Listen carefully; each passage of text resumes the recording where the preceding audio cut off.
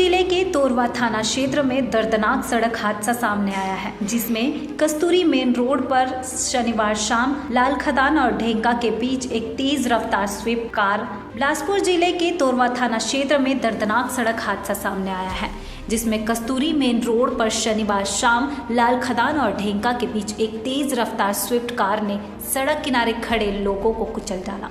हादसे में एक युवक की मौके पर ही मौत हो गई, जबकि 3 अन्य गंभीर रूप से घायल हो गए। मिली जानकारी के अनुसार कार चालक प्रणय जुनेजा नशे की हालत में वाहन चला रहा था, जिसकी स्विफ्ट कार अनियंत्रित हो गई और 4 लोगों को अपनी चपेट में ले लिया। इस हादसे में एक युवक की मौके पर ही मौत हो गई। मृतक सहित 3 घायलों को डायल 112 की मदद से तत्काल अस्पताल पहुंचाया गया। घटना के बाद आसपास के क्षेत्रों में अब अफरा तफरी का माहौल मच गया है। हादसे के बाद मौके पर पहुंची पुलिस ने कार की तलाशी की। तलाशी के दौरान कार के अंदर शराब और कुछ बियर के बॉटल्स बरामद की गई है। पुलिस ने मामले को गंभीरता से लेते हुए आरोपी प्रणय जुनेजा को गिरफ्तार कर लिया है, जिसके खिलाफ गैर इरादतन हत्या का मामला दर्ज कर जांच शुरू कर दी है। फिलहाल इस मामले पर तोरवा थाना क्षेत्र के टीआई अभय वैश्य का क्या कहना है, आइए सुनते हैं।